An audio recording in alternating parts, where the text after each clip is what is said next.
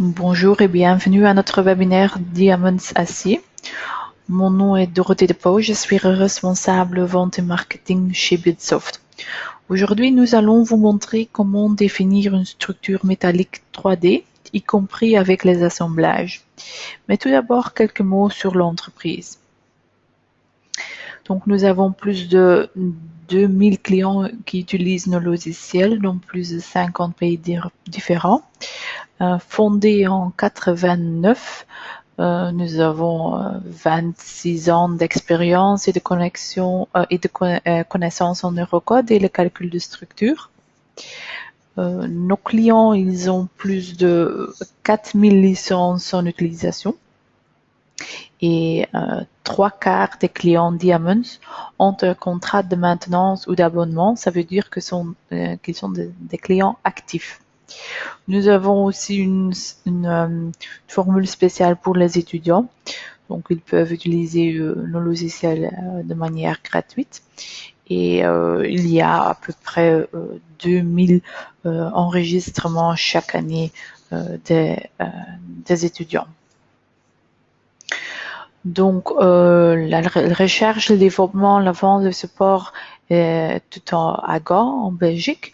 Et nous avons des revendeurs dans 20 pays. Le dernier revendeur se trouve, notre dernier partenaire ajouté, se trouve en Pologne. Donc, à propos de notre logiciel Diamonds, donc c'est un logiciel méthode élément fini, facile à utiliser. On commence toujours avec la géométrie.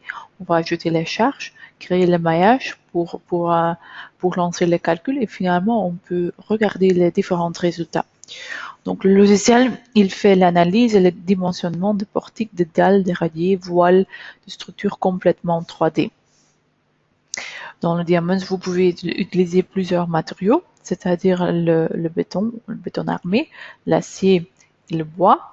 Il y a des différentes normes dedans, donc les Eurocodes, les normes américaines, les normes colombiennes, espagnoles, etc. Et compris dans le logiciel sont différentes langues aussi. Maintenant, pour l'exemple aujourd'hui, nous allons créer le modèle suivant.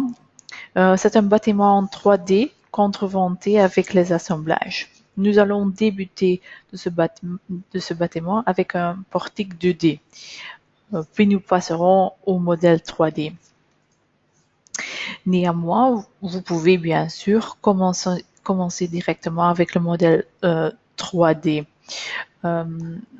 Voici les détails en 2D. Donc, le portique a une largeur de 28 mètres et une hauteur de 7,45 mètres. L'arbalète a une section de IPE 360 et a une pente de 15 degrés. Les poteaux principaux sont de HEA 280. Le poteau de gauche est également un HEA, mais de 180. Nous supposons qu'il y a des pannes espacées de 3 mètres maximum. Ces pannes seront représentées par des nœuds dans l'exemple 2D. On va considérer les charges pas propres, les charges permanentes, charges de vent et charges de neige. Comment allons-nous procéder avec Diamonds? Eh bien, nous allons suivre un flux de travail général. Il y a 4 grandes étapes. C'est la géométrie, les charges, les résultats, l'analyse évidemment et le dimensionnement. Nous commençons toujours par la géométrie. Ici, nous allons créer le modèle de dessin dans le logiciel où nous pouvons également importer un modèle DXF. Nous affecterons les sections et les matériaux ainsi que les conditions limites, c'est-à-dire les appuis et les rigidités. Dans une prochaine étape, nous allons définir les groupes de charges comme le poids propre, charge permanente et les valeurs de charge. Par exemple, 3 kN par mètre carré. Et finalement, les combinaisons de charges. Donc, c'est l'état limite ultime, les LU, et les S, état limite service. Ensuite, nous réaliserons le maillage. en vue de réaliser l'analyse élastique. Nous jetterons un coup d'œil à quelques résultats, les déformations, les forces internes, les contraintes. Enfin, nous allons faire la vérification assise selon les eurocodes. Là, nous allons définir des paramètres corrects pour le flambement et le déversement. Nous allons sélectionner le code approprié et demander au logiciel d'exécuter la vérification assise. Selon ces résultats, nous pouvons décider d'optimiser les sections et de détailler les assemblages. Maintenant, nous allons commencer. Donc, je vais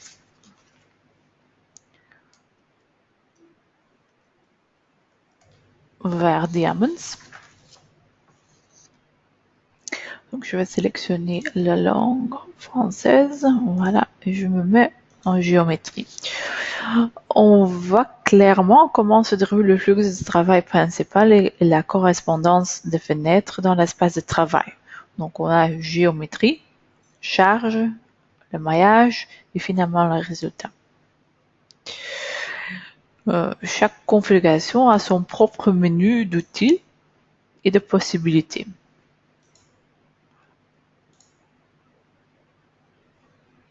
Donc, nous commençons avec la géométrie de la structure. Il y a plusieurs façons d'obtenir la géométrie du modèle. Vous pouvez importer un modèle d'XF, de ça, ou vous pouvez dessiner vous-même directement sur l'écran. Quelque chose comme ça, par exemple.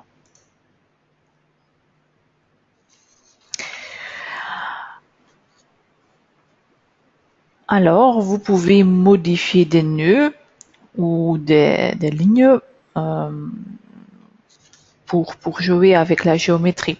Par exemple, je vais double-cliquer un nœud et comme vous voyez, il y a un petit cercle bleu pour montrer les points d'accroche, donc la fonction snap. Pour les lignes, vous voyez deux lignes bleues parallèles pour montrer de nouveau la fonction d'accroche. Donc, je vais double-cliquer un nœud. Par exemple, ici, vous pouvez modifier tous les coordonnées. Les coordonnées. Double-cliquer une ligne, vous pouvez modifier la longueur. Toutefois, pour cet exemple, je vais utiliser l'assistant. Donc, je vais sélectionner la petite modèle ici. Je vais supprimer ça. Donc, l'assistant de structure pour créer facilement le portique. Donc, pour la toiture, la pente est de 15 degrés. Il y a 3 nœuds intermédiaires. Gauche, droite. La longueur est de 20, de largeur est de 22 mètres. Et la section est un IPE. Donc, je clique sur le bouton. Voilà. J'ouvre la bibliothèque de section. Donc, cette bibliothèque possède les sections I, H, U, les sections creuses les plus communes. Donc, un IPE 360. OK. OK. Maintenant, pour les poteaux, la hauteur est de 4 mètres et demi.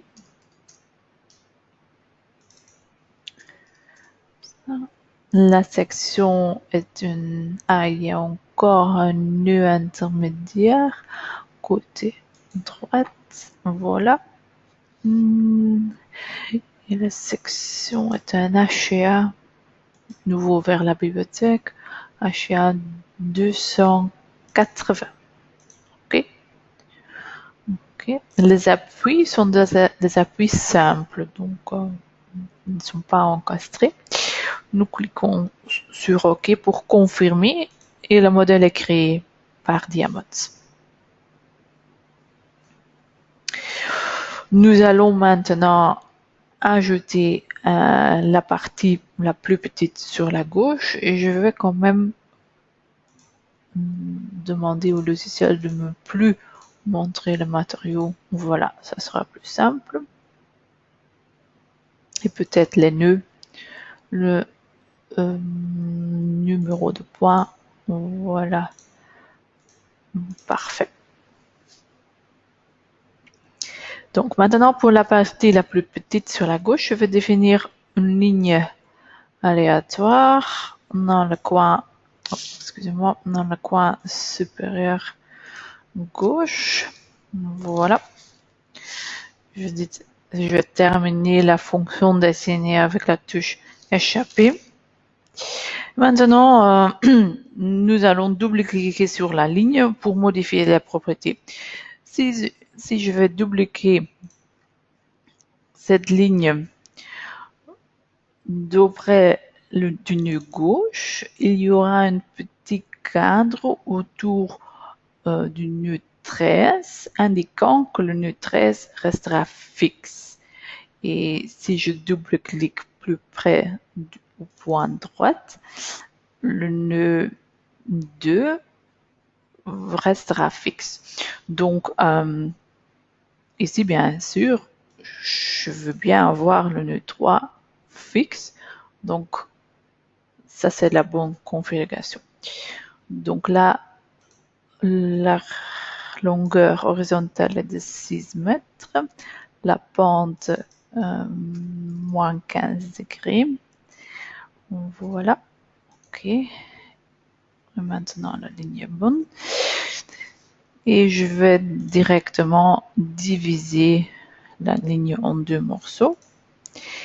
Et le petit nœud supplémentaire représente la panne. Ces nouveaux éléments, ils ont la même section que les poutres à côté.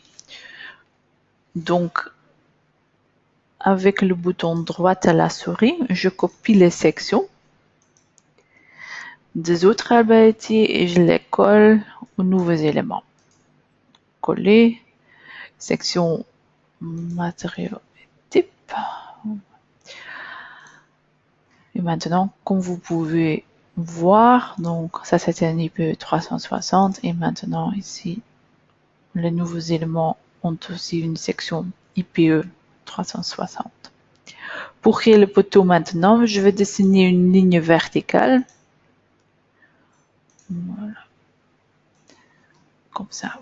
Si vous aimeriez vous assurer que la ligne est complètement verticale, vous pouvez tenir enfoncé la touche majuscule. Comme ça, je vais montrer pour garantir que vous êtes complètement vertical. Donc, si nécessaire, vous pouvez encore modifier ou vous assurer que la coordonnée ici, Y, est du même niveau, donc Y est égal à 0. Il ne reste qu'à signer une section et un appui. Donc, pour la section, donc je sélectionne le nouveau élément, je vais ouvrir la bibliothèque. Donc, ça sera un HEA 180. Voilà. Et pour l'appui, je sélectionne le nœud et je vais ouvrir le dialogue, la fenêtre de dialogue pour définir les appuis. Donc, un appui simple, ça c'est possibilité 1.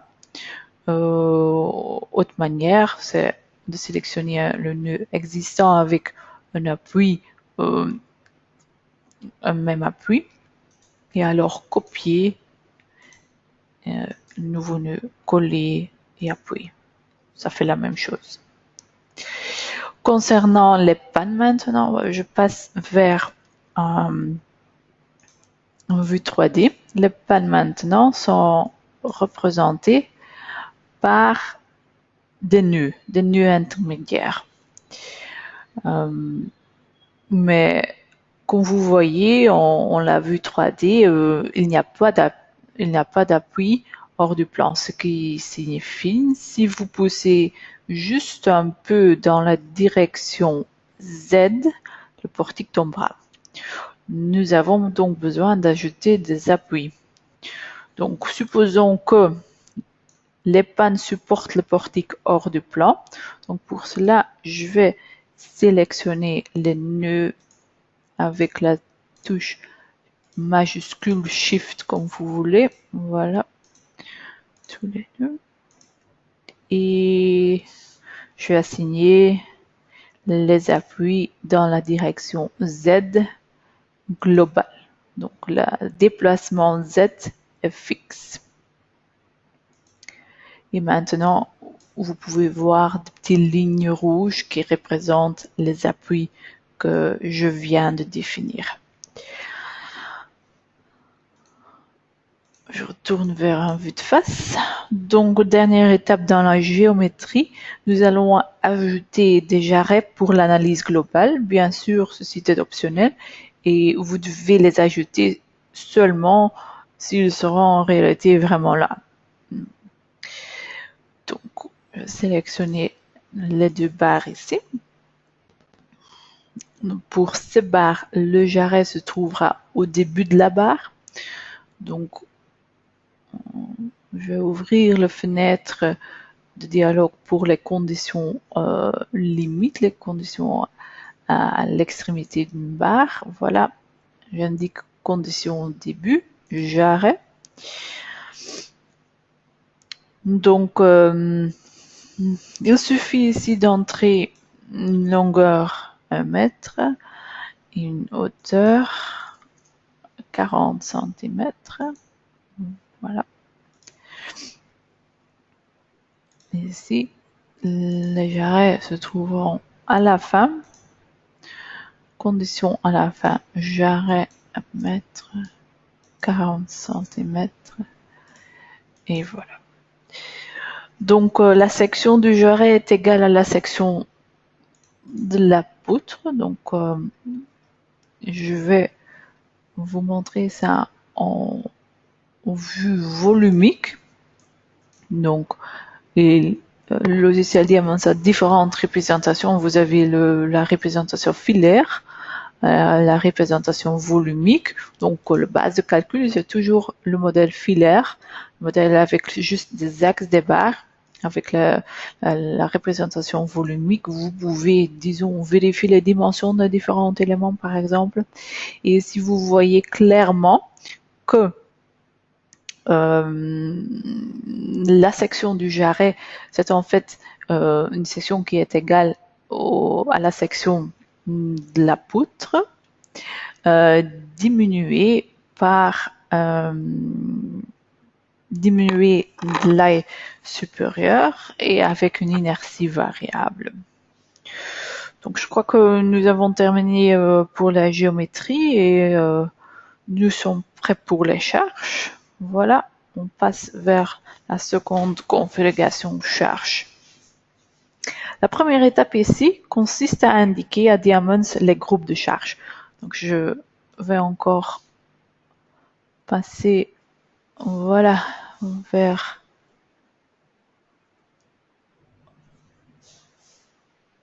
notre présentation. Donc, on est maintenant à l'étape 2. Donc, ici, on a les groupes de charges, définition de contenu et la génération des combinaisons de charges. Voilà. Donc, première étape, indiquer à Diamonds les groupes de charges à prendre en compte. On fait ça ici. Voilà. Nous pouvons définir des groupes de charges différentes ainsi que le code de dimensionnement. Le code de calcul pour aujourd'hui est Eurocode 0, aussi connu comme le EN 1990, mais nous pouvons également utiliser par exemple le norme américain ou bien d'autres. Pour compléter, vous devez choisir l'annexe nationale appropriée dans la liste déroulante à côté.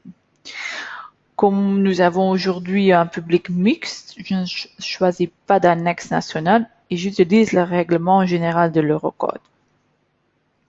Donc, en choisissant le bon code, Diamonds ajustera automatiquement le coefficient de sécurité et de combinaison. C'est le facteur de sécurité, facteur de combinaison. Vous pouvez encore définir la durée d'utilisation et la classe de conséquence, par exemple, classe 1. Donc, ça va influencer le niveau de sécurité, donc les facteurs de sécurité vont être diminués. Nous considérons 4 groupes de charges, le poids propre, les charges permanentes, voilà, et le vent et la neige. Donc, les deux premiers sont déjà là. Je vais supprimer le dernier ici. Voilà, et je vais créer de nouveaux cas de charge. Donc, lorsque vous ajoutez une nouvelle charge, tous les facteurs de sécurité et de combinaison sont à eux. Ce n'est pas correct. Une fois que vous choisissez le type de charge correct dans la liste déroulant, donc vent, les facteurs se règlent automatiquement selon la norme choisie. Voilà, ça c'est pour le vent et la neige. Donc pour le vent et la neige, Eurocode 1 décrit différents cas. Par exemple, le vent de gauche à droite à gauche, avant-arrière, etc. Au total, dans notre cas, nous avons 20 cas différents à considérer pour le vent et 3 cas pour la neige. Je pourrais maintenant définir des autres groupes de charges pour le vent qui ne seront pas compatibles avec les précédents. Cela prendrait beaucoup de temps. Vous pouvez également utiliser l'option plusieurs cas par groupe. Je vais indiquer cela sur le côté droit. Et Diamonds va créer 3 colonnes supplémentaires. Donc la première colonne vous donne le nombre de sous-charges. Ici, c'est 20 pour la neige. 20 pour le vent, 3 pour la neige. Dans la seconde colonne, vous pouvez définir si les charges sont toujours liées, oui ou non. Ça veut dire, vous pouvez cliquer au-dessus du petit symbole. Ça veut dire que tous les charges de K1 jusqu'à K20 sont ensemble sur la structure. L'autre option, ça veut dire que les charges ou les K1 jusqu'à K20 ne sont pas compatibles l'un avec l'autre. Donc, ça c'est le but, je crois, avec le vent. Et dans la dernière colonne, vous pouvez donner un nom à chaque cas. Je ne vais pas faire ça maintenant. Je crois que c'est pas la peine et tout le monde comprend l'idée. Donc, on a maintenant 20 cas de vent, 3 cas de neige. Voilà. Et je vais valider les réglages de charge par OK. Donc, on a les mêmes cas de charge ici dans la liste déroulant. Le pas propre est généré automatiquement puisque Diamonds connaît déjà tous les éléments, donc les sections, les matériaux, les poids, tout est connu. Les charges permanentes, donc je vais dans un vue de face, les charges permanentes sont de 3 kN par mètre linéaire. Donc je vais sélectionner pour ça les arbalètiers. Et je vais ajouter 3 kN par mètre linéaire. Si vous ne voyez pas bien les numéros, les chiffres, vous pouvez ajuster la taille de police. Donc, comme ça, et aussi la taille de charge et de symbole. Bon, voilà. Pour le vent maintenant, il y a 2 possibilités. Soit vous déterminez vous-même vos charges de vent, soit vous pouvez utiliser le générateur de vent intégré à Diamonds. Nous utilisons le dernier pour générer les 20 cas de vent. Cependant, je ne vais pas rentrer dans les détails à ce niveau. Néanmoins, vous pouvez trouver toutes les infos dans les Eurocode.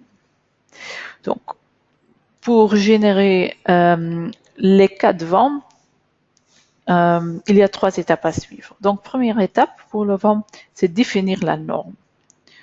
Voilà. Donc, dans notre cas, c'est Eurocode 1, partie 4, avec aucune annexe nationale. Ensuite, vous devrez entrer le facteur de direction et le facteur ou le coefficient de saison. Normalement, sont écrits dans l'annexe nationale, mais là, dans la plupart des cas, ils sont égaux à 1. Vous pouvez également entrer une valeur pour la vitesse du vent et ou vous pouvez choisir une zone, par exemple la Belgique, zone 26 mètres par seconde. Et finalement, il vous reste de choisir un type de terrain, par exemple type 3. OK. OK. Maintenant, deuxième étape, sélectionnez le portique. Étape 3, chargez le portique au vent en ajoutant éventuellement quelques informations supplémentaires. Donc, au moment que je clique dans ce bouton-là, le logiciel va me présenter une fenêtre de dialogue assez grande. Et normalement, le logiciel Diamond va reconnaître la forme de la structure. Donc, il nous reste encore à compléter quelques infos. Donc, première chose à vérifier, largeur totale de la construction, c'est la largeur de point 1 à point 2, 28 mètres, je crois que c'est bon. La profondeur totale de la construction, c'est 30 mètres. C'est en fait, c'était un vue de dessus. Votre portique se trouve maintenant là. Donc la profondeur, c'est la longueur côté left ou right. Donc 30 mètres. La localisation du portique, par exemple, au milieu, à 15 mètres. La distance intermédiaire à l'avant et l'arrière sera 5 mètres. Voilà, et tous les 20 différents cas sont déjà cochés. OK. Voilà. Et le Diamond a maintenant généré les 20 cas de vent différents. Pour la neige, un peu la même chose. Première étape, définir la norme. Donc, dans notre cas, Eurocode 1, partie 3, sans annexe nationale. Ensuite, vous devez définir la zone. Donc, par exemple, centre-ouest, zone 3. Vous pouvez également entrer l'altitude, c'est-à-dire il s'agit ici de la hauteur au-dessus du niveau de la mer. Et finalement, le coefficient d'exposition et le coefficient thermique, ils sont définis aussi dans l'annexe nationale, mais dans la plupart des cas, les deux sont égales à 1. Étape 2, dans la neige, sélection de la portique, sélection du portique. Étape 3, c'est les charges de neige. Donc, je vais demander 3 différentes charges de neige et le portique reprend 5 mètres. Voilà. Vous avez ici les 3 différentes cas. Ensuite, nous laissons Diamond générer les combinaisons de charges automatiquement. Donc, le logiciel fera toutes les combinaisons de charges. Donc, c'est génération de combinaison de charges. Je vais générer ça automatiquement. Donc, le logiciel va faire ou peut faire les différentes cas de charges, les ELU, donc état limite ultime, les ELS. Je vois maintenant que je viens de faire une petite erreur parce que on est en train de calculer avec l'annexe belge. Donc, je vais faire annuler. Je vais corriger ça. Donc, pas d'annexe nationale. OK. Génération de charge. Voilà. ELU et ELS.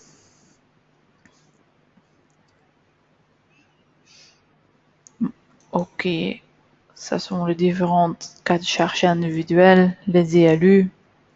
On est maintenant 20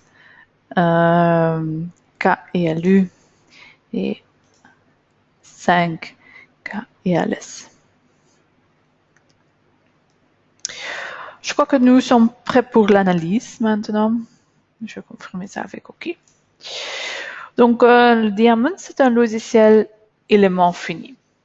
Je vais commencer par vous montrer les paramètres du maillage. Donc, les éléments finis, ça veut dire que tous les éléments de type barre, de type plaque sont découpés en un certain nombre de tronçons ou d'éléments nécessaires au calcul de la structure. L'utilisateur peut décider lui-même du nombre et de la taille des éléments finis en choisissant les paramètres du maillage. Et voilà, c'est la fenêtre dialogue pour régler ça. Pour les éléments du type barre, le paramétrage est très simple. Ce sont les deux choses qui se trouvent au-dessous de la ligne. Et la question qui se pose est simple. En combien de pièces devons-nous diviser chaque barre pour l'analyse? Combien de points de calcul voulons-nous pour chaque barre? Ça, c'est la question. En général, la division par 8 est un bon choix. Okay. Donc, Diamonds calcule le maillage et nous pouvons visualiser ceci dans la fenêtre de configuration du maillage. Passons maintenant au calcul. Ça s'est fait avec la petite calculatrice. Diamond est capable de mener des calculs au second ordre, mais il est plus simple de commencer maintenant par une analyse du premier ordre. Cliquons sur le bouton OK pour lancer l'analyse.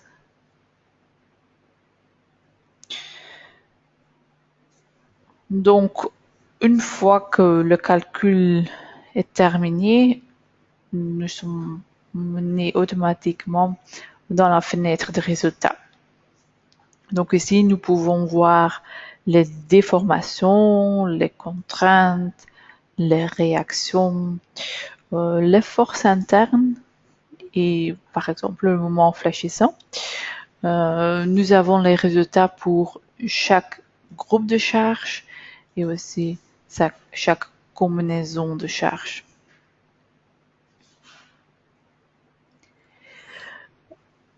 Diamonds réalise également un résultat sur l'enveloppe, ce qui est un assemblage de tous les résultats minimax et de toutes les combinaisons de charges ELU.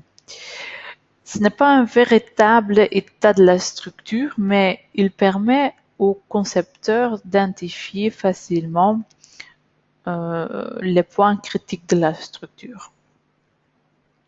Vous pouvez également sélectionner un ou plusieurs éléments afin d'obtenir un résultat détaillé dans la fenêtre de résultats détaillés. En fait, le logiciel va isoler pour vous ces éléments et vous pouvez vous promener au long des éléments en déplaçant le curseur et vous pouvez visualiser les éléments sur chaque point de déplacement. Vous pouvez aussi définir une distance de votre choix. 5.2.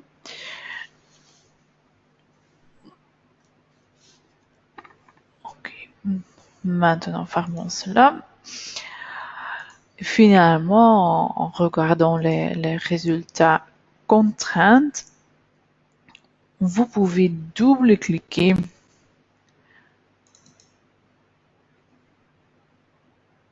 une barre et vous pouvez visualiser les contraintes.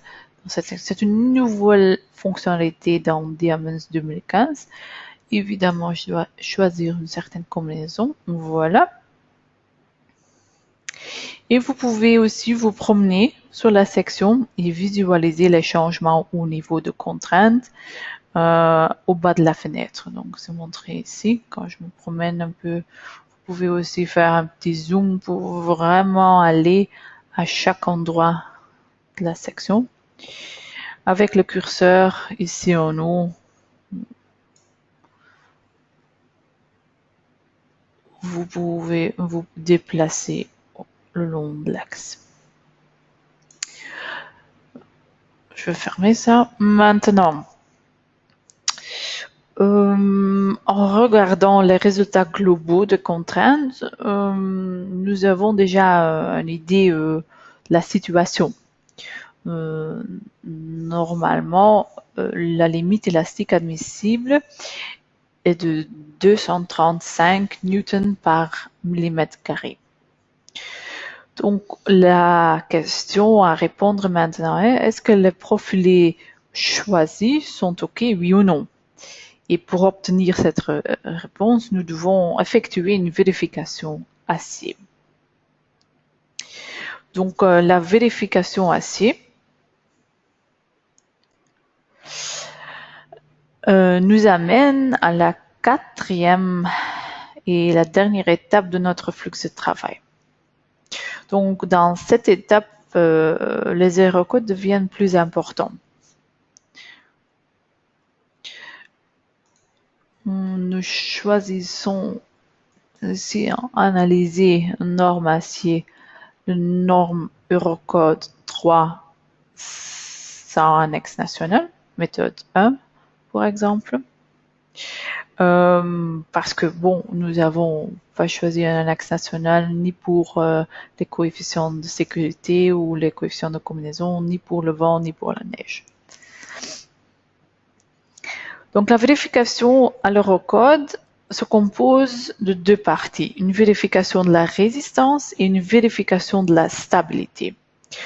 Le contrôle de la résistance est effectué au niveau de la section et vérifie que la section actuelle peut reprendre l'action des efforts normaux, des moments de flexion et cisaillement et aussi une combinaison de tous ces efforts ensemble. Diamond a toutes les informations nécessaires pour cela.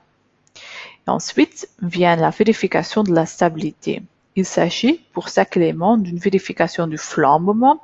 Donc le flambement est causé par la force normale et de la déversement causé par le moment de flexion. Et bien une combinaison des deux. Commençons par le flambement. Il existe pour le flambement, et je reviens vers la configuration géométrique. Il existe deux façons. Soit vous sélectionnez un élément et vous entrez vous-même la longueur de flambement. Ou bien vous laissez Diamonds les calculer. Nous partons sur la seconde option. Pour cela, nous devons définir les groupes appropriés dans le plan et hors du plan. Donc, c'est quoi exactement? Diamonds, il ne connaît pas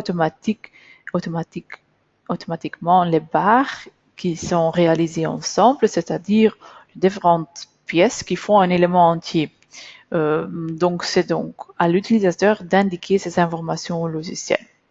Je vais vous montrer comment procéder dans une vue 3D du modèle. Donc, vue 3D, voilà, et une représentation volumique. Voilà. Nous avons deux groupes, deux ensembles de groupes pour le flambement. Flambement autour de l'axe Y', c'est l'axe local, et le flambement autour de l'axe Z', donc aussi de l'axe local. Donc, ces axes sont différents des axes globaux. Les axes globaux se trouvent ici et ici. Donc, nous devons afficher ceci. Donc, les axes globaux, je vais aller d'informations et je demande le repère d'axe local. Je vais agrandir un peu les axes. Je ne vais plus demander le numéro de points, uniquement les axes, comme ça. Commençons par le flambement autour de l'axe Y'. Ça veut dire Maintenant, dans notre cas là, le flambement de gauche vers la droite pour les colonnes. Nous voyons clairement que les deux éléments de ce poteau vont flamber ensemble. Et de ce fait, ils doivent appartenir au même groupe. Et maintenant, ça c'est le cas. Maintenant, pour les poutres, donc flambement autour de l'axe Y, l'Y se trouve là-bas, ça veut dire le flambement vers le haut ou vers le bas. Ici aussi, pour ces éléments, ils vont se flamber ensemble, donc le groupe, ils doivent être groupés, les différents éléments. C'est la même chose pour les poutres ici, pour le poteau là et pour les poutres là. Sauf que ces éléments ne doivent pas être dans un même groupe parce que ce poteau ici va bloquer le flambement vers le haut ou vers le bas. Passons-nous maintenant vers le flambement autour de l'axe Z'. Ça, c'est autre chose. Nous supposons ici que les pannes agiront comme un blocage, un renfort de flambement. Donc, ils vont être un blocage pour les poutres, mais aussi pour les poteaux. Ouais. Donc, le flambement autour de Z, de l'axe Z', ça veut dire le flambement de l'avant vers l'arrière. Ouais. Donc, sauf ici. Ici, il y a encore une panne. Donc, dans ce cas-là, je dois sélectionner les éléments et les dégrouper. Voilà. Et maintenant, je crois que la définition est bonne. Voilà. Il est très important de toujours vérifier la définition des groupes parce que le logiciel ne sait pas en avance quelles barres vont se flamber ensemble ou pas. Donc, pour avoir de bons résultats pour le flambement, il faut vérifier les groupes dans le logiciel. Maintenant, je vais cacher les groupes. Voilà. Il nous reste encore quelque chose à faire pour le flambement. Nous avons encore besoin de calculer les longueurs de flambement. Et Diamonds le fera pour nous, basé sur les groupes que je viens de faire. Donc ici, calcul de longueur de flambement. Dans la fenêtre ici pour les longueurs de flambement, nous sélectionnons la troisième étape, le troisième scénario pour les deux flambements. Je ne vais pas entrer dans le détail de la troisième option. Cela nous mènera trop loin. Elle est bien expliquée dans notre manuel. Okay. Maintenant, je peux vous montrer aussi plus le paire d'axes, mais les longueurs de flambement pour chaque élément. Voilà. Cela nous amène aux définitions de déversement. Diamonds fera un calcul automatique de la longueur de déversement basé sur les renforts, les supports de déversement. Donc, support de déversement, voilà. Un cercle rouge signifie qu'il y a un renfort présent. Le cercle vert, qu'il n'y a pas de renfort de déversement à cet endroit. Donc, les définitions nous conviennent. Donc, nous pouvons maintenant laisser Diamonds réaliser la vérification acier. Donc, je vais lancer la vérification acier.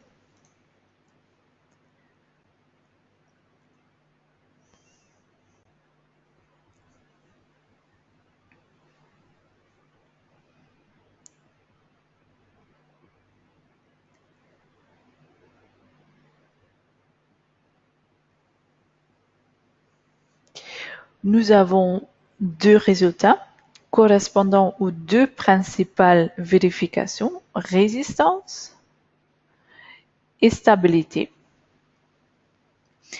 Chacun d'eux est exprimé en pourcentage de taux de travail d'une capacité de 100%. Pour répondre à la question « Est-ce que les profilés choisis sont OK, oui ou non ?» Oui, les sections sont suffisantes si la résistance et la stabilité sont inférieures à 100%. Dans le cas contraire, vous devez choisir une autre section ou la renforcer, c'est-à-dire si la résistance est plus grande que 100%, il faut choisir une autre section. Si la stabilité est plus que 100%, on peut essayer à ajouter quelques renforts ou supports de flambement, de déversement. C'est pas forcément nécessaire de choisir une autre section. Dans cet exemple, tout est OK, mais dans les exemples de vie réelle, vous pouvez utiliser notre fonction d'optimisation afin que Diamonds vous permette de trouver des sections appropriées. Maintenant, nous sommes prêts pour la vérification d'assemblage. Une remarque importante ici, il faut impérativement que le dimensionnement soit OK pour passer aux assemblages, car si le taux de travail est supérieur à 100%, vous ne pourrez jamais obtenir des résultats corrects pour vos assemblages. Maintenant, pour les assemblages, nous allons calculer l'assemblage en tête poutre-poutre et aussi l'assemblage à droite poutre-poteau. Donc, nous allons pour cela lancer la liaison avec notre logiciel d'assemblage PowerConnect. Donc, je viens de sélectionner les éléments, les différents éléments gauche et droite des connexions et j'ouvre la boîte de dialogue. Voilà. L'assemblage, le premier assemblage est reconnu par le logiciel. Maintenant, nous devons décider quelles sont les combinaisons que nous devons importer dans PowerConnect. Voilà. Il n'est pas nécessaire de transférer toutes les combinaisons, les extrêmes sont suffisantes. OK. Calculons maintenant l'assemblage. En cliquant sur ce bouton, nous sommes désormais dans PowerConnect avec un transfert des informations du matériau, des sections, de charges, etc. Dans PowerConnect, nous choisissons un assemblage avec platine boulonnée. Voilà, l'assemblage est là. Évidemment, nous ne pouvons pas modifier tout dans PowerConnect. Certaines informations sont issues de Diamonds. Les sections, par exemple, on ne peut pas les modifier. Mais on peut bien jouer avec l'épaisseur des platines. Qu'on vous a peut-être remarqué, on n'a pas introduit une épaisseur de la platine, mais le logiciel utilise des valeurs référentielles. Le CF, par exemple, le CF correspond à l'épaisseur de l'aille du poteau. Ce qui est un premier choix logique, mais on peut toujours modifier ça. On peut aussi double-cliquer sur les boulons. Et je vais par exemple sélectionner un boulon M16. Okay. Optimiser les positions des boulons et calculer l'assemblage.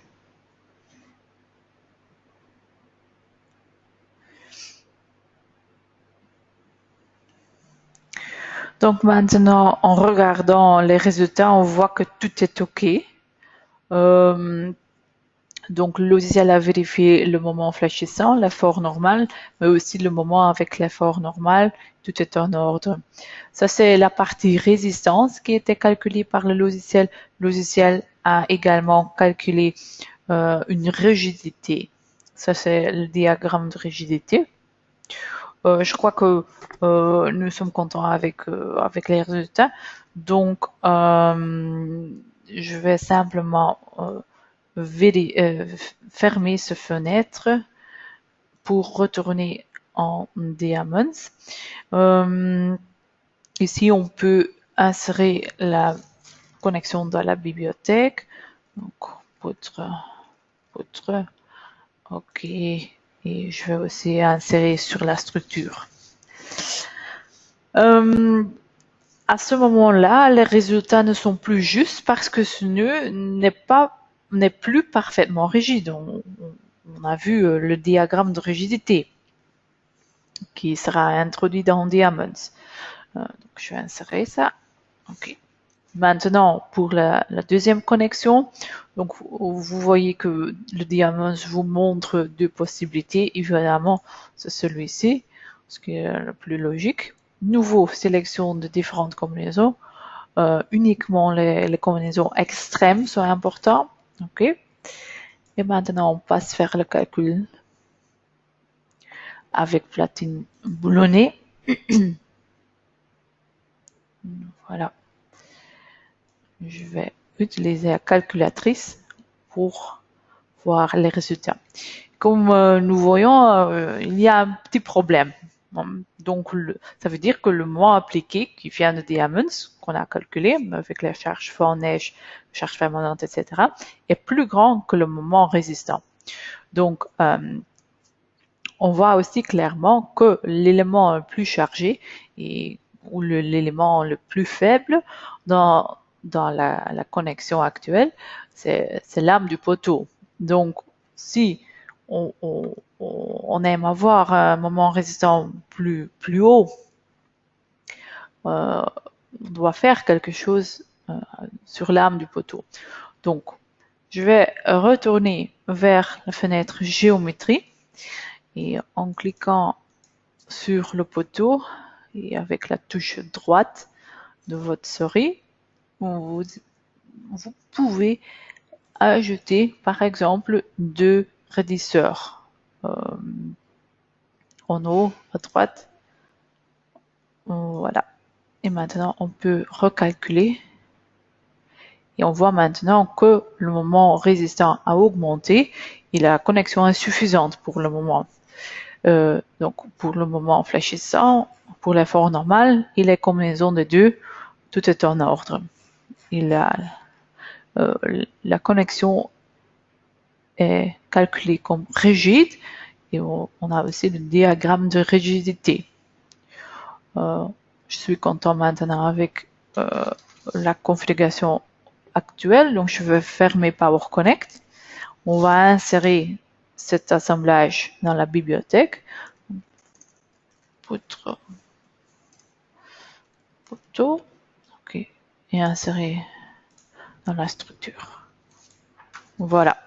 Et comme je viens de vous dire, les résultats sont plus valables parce que maintenant, si on va retourner vers la géométrie et je vais sélectionner cet élément-là, au lieu d'avoir une connexion complètement fixe, complètement rigide, nous avons maintenant une fonction de rigidité qui est égale à la diagramme de rigidité qu'on a vu dans Power Connect. Okay. Donc, nous pourrions recalculer toute la structure, mais je pense que je préfère de vous montrer comment réaliser le modèle en 3D. Donc maintenant, nous allons étendre notre modèle 2D vers un modèle 3D. Je vais utiliser pour ça la fonction translation, translater pour copier, dupliquer le modèle plusieurs fois. Premièrement, je vais libérer la structure, donc c'est-à-dire on a représenté les pannes par des appuis dans la direction Z, donc je vais sélectionner, non, c'est un peu en trop, je vais sélectionner tous ces nœuds, je vais les libérer, pour les points, ils sont libres de nouveau. Voilà. Maintenant, nous allons sélectionner tout le portique.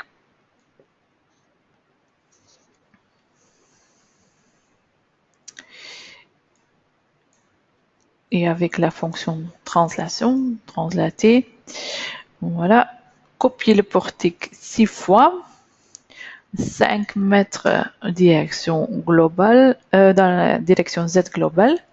Et nous opterons également pour la fonction créer des lignes de connexion qui créera automatiquement les lignes pour les pannes. Voilà. Comme ça. La section des pannes est une section carré creuse, donc je vais sélectionner tous les pannes avec la touche CTRL, parce qu'il n'y a pas encore de section définie. Donc, bibliothèque, section creuse, carré, et ça doit être à 104. Voilà.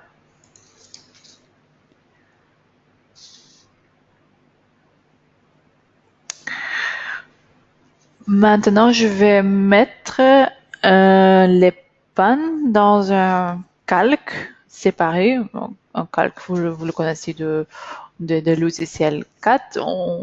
Dans Diamond, on calcule ça, on appelle ça des types.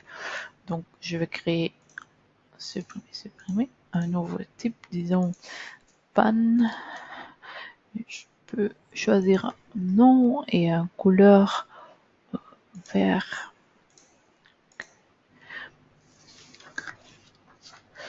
Et on peut facilement sélectionner tous ces éléments avec la touche CTRL. Donc, tous les éléments de même calque sont sélectionnés facilement avec la touche CTRL et en cliquant sur un élément de ce type. Je vais demander ne plus voir le numéro de point et le nom des assemblages. Voilà, ça sera plus simple. Et nous allons maintenant créer des poteaux dans les portiques extrêmes. Donc pour cela, je vais sélectionner les différents points avec la touche majuscule Shift. Voilà. Et aussi à l'autre côté. Shift. Non.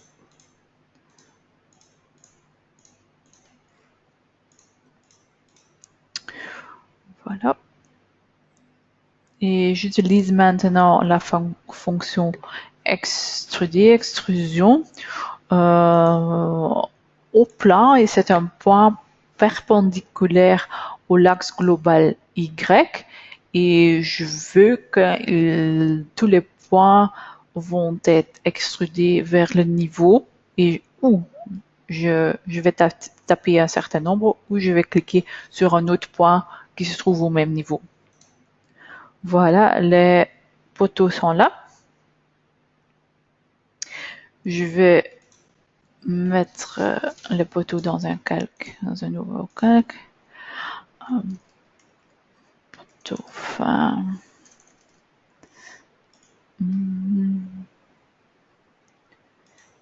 Okay. Voilà. Il nous reste encore assigner une section. Ce sera LHA 180. Et maintenant, dans un vue volumique, vous voyez peut-être que les poteaux à la fin ne sont pas orientés logiquement, donc on peut facilement faire une rotation, tourner les sections. Pour les poteaux, on doit encore définir les appuis.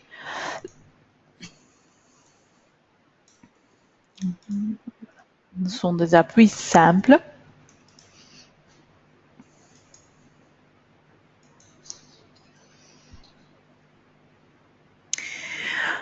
Et les éléments ajoutés sont encore les contreventements maintenant. Donc, je vais les dessiner directement en 3D. Voilà. De nœud à nœud.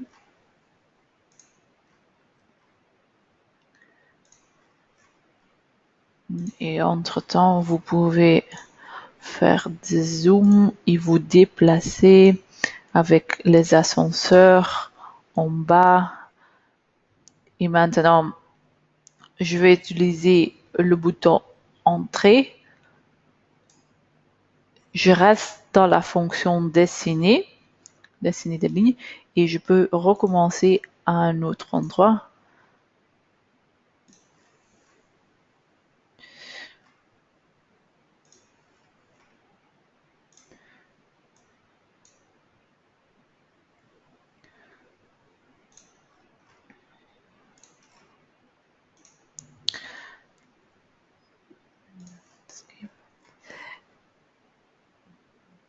Sélectionner tout avec touche contrôle.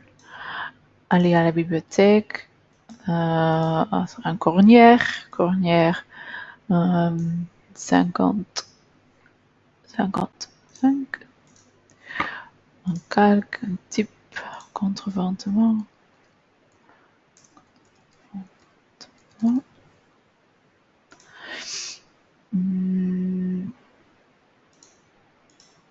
Okay. Voilà, et je vais aussi dupliquer ces éléments 1, 2, 3, 4, 5 fois. Et maintenant pour la distance, je vais dire que ce point-là doit être là. Et le logiciel va introduire la distance correcte. OK. Maintenant, encore une fois, sélectionner tous les tirants, tous les contreventements. J'étais un peu en avance. Parce que les contreventements, ils ont un comportement particulier. Ce sont des tyrans. Donc, pour cette raison, je vais aller aux fenêtres dialogue pour les rigidités aux extrémités des barres. Voilà, et si on peut dire où utiliser ce bouton ou cette option ici, cochant l'option tirant, et voilà, et vous voyez des symboles pour indiquer que ce sont des éléments tirants. Voilà, je crois que pour la géométrie, c'est fini.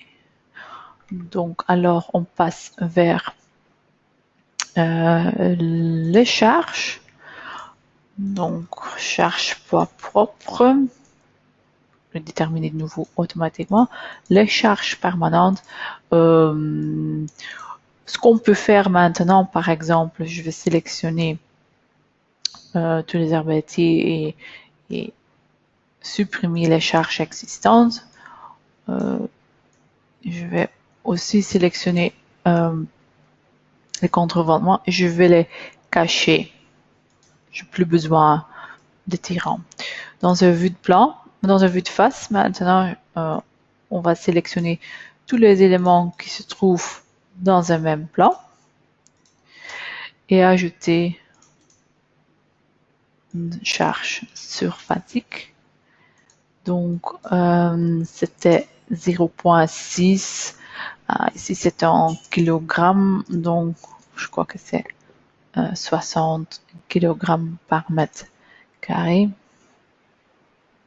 Voilà. Et pour l'autre côté, même chose. Maintenant, tous les éléments sélectionnés se trouvent dans un même plan. Charge verticale, 60 kg par mètre carré.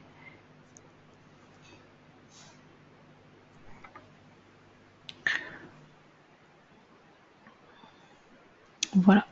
Et pour, par exemple, la neige, c'est encore peut-être intéressant de modifier les charges sur les portiques extrême, c'est-à-dire que ces portiques ne reprennent que 5 mètres et demi.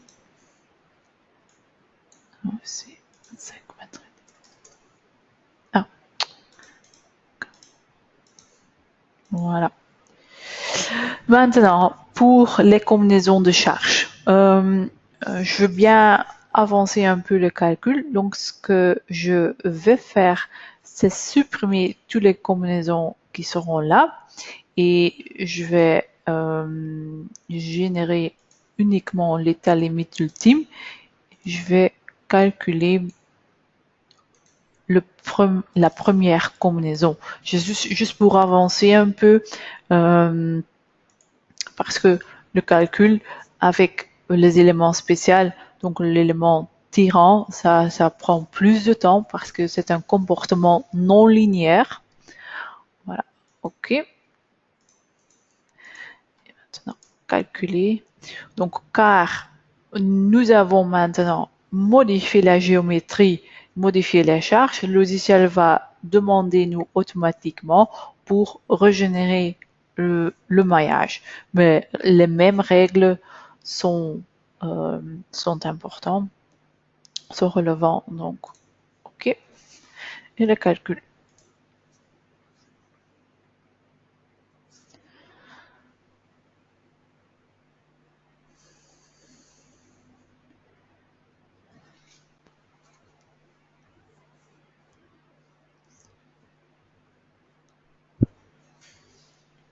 Et après l'analyse élastique, nous pouvons demander une vérification assez, mais il faut évidemment d'abord vérifier les groupes de flambement dans le plan, hors du plan, et recalculer la longueur de flambement, encore une fois avec le scénario 3.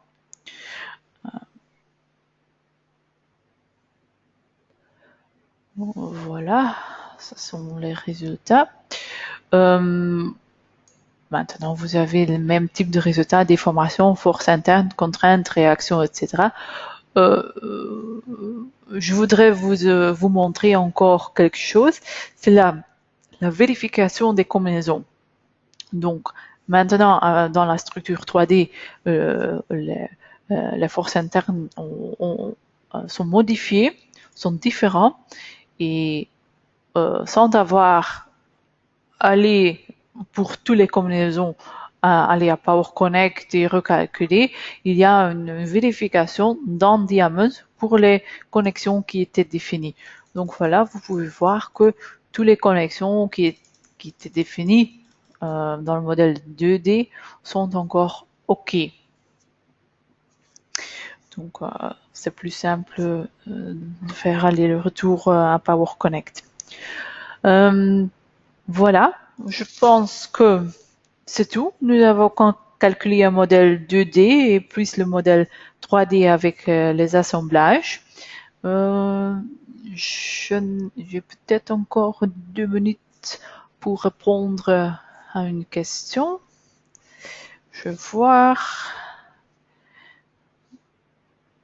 Oui, ok. Quelqu'un me demande, est-ce qu'il est possible de calculer des charges sismiques dans le logiciel? Oui, c'est bien possible. Pour cela, je vais retourner vers la configuration de charge. Ici, dans la définition de groupe de charge, première chose à faire, c'est d'ajouter un nouveau groupe de charge, choisir le type correct de la liste déroulante, c'est-à-dire sismique. OK. Le logiciel est en train de m'avertir que les combinaisons de charges ILU actuelles ne sont plus valables. Je dis OK, je sais ça parce que je viens d'ajouter le sismique. Alors, dans le cas de charge sismique, on peut ajouter un spectre, une charge sismique, donc selon le norme choisi, c'est-à-dire les eurocodes. Et alors, il y a le choix entre deux spectres, le type de sol, par exemple, B, catégorie d'importance, ça c'est pour déterminer le facteur facteurs de sécurité, si c'est une maison régulier ou c'est un bâtiment plus spécial. Et alors les coefficients de comportement, par exemple, 1,5. Et l'accélération du sol, normalement il y a des cartes dans les Eurocode.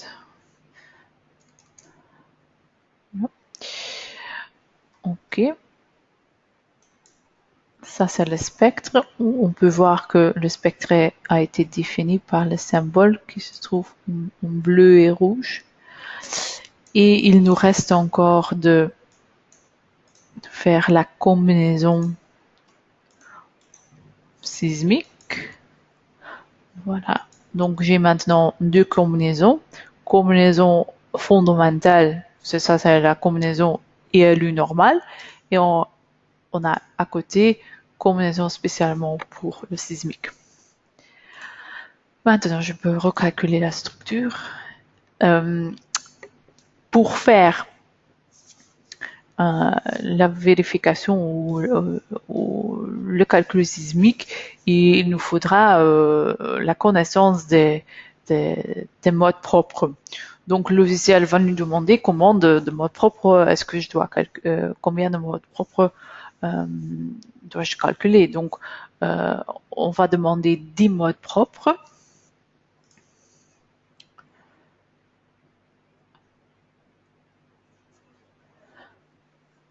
Et après les résultats, le calcul des résultats, on peut visualiser le mode propre et les fréquences propres.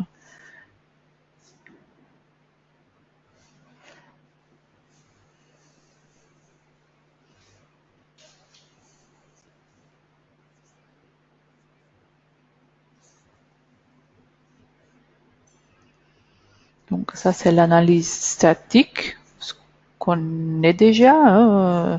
Maintenant, ça, c'est le calcul modal, la détermination des modes propres, le calcul sismique. Et voilà. Donc, à côté des résultats des ELU CF, donc ça c'est le ELU normal, on a les ELU sismiques. Et on a aussi des résultats pour les modes dynamiques et on peut bien visualiser le comportement de la structure pour les différentes fréquences propres. Ce qui nous intéresse, c'est la même question. Est-ce qu'elle est profilée? Est-ce qu'ils sont OK, oui ou non? Pour cela, on a besoin d'une vérification assez. Donc, je vais sélectionner une portique. Voilà. Et je vais demander la vérification assez. Évidemment, normalement, il faut recalculer la longueur de flambement, etc. Juste pour vous montrer. Voilà. On a, si je vais double-cliquer maintenant l'élément, dans la vérification AC, on a la vérification résistance stabilité pour les deux combinaisons, c'est-à-dire les ELU normal et les ELU sismiques. Et comme vous voyez, c'est l'ELU normal qui est déterminante dans ce cas-là. Donc voilà, avec cet exemple de sismique, je veux bien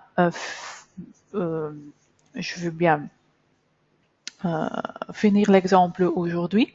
Donc c'était